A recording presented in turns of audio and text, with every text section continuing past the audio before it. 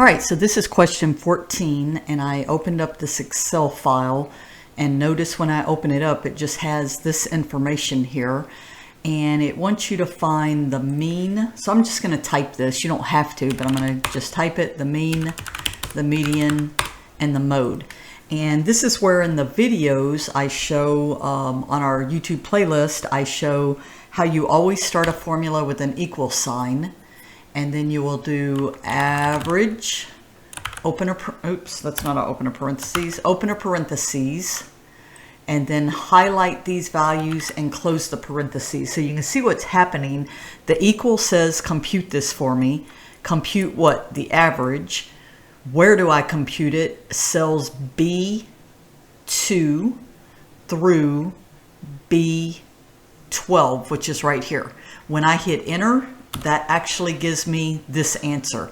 It says round to 2 decimal places. What's kind of cool is these little buttons up here.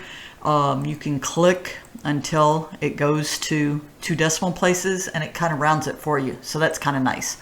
You do the same thing with the median, equal, median, open a parentheses, highlight, close. And so it's the same thing, equal, do the calculation for me, what are you going to do for me, the median, where are you going to do it, B2 through B12, and I hit enter. And so that's my median.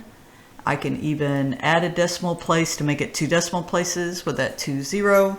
And then finally the mode, so equals mode. I highlight these values, I close the parentheses. When I hit enter, it gives me this.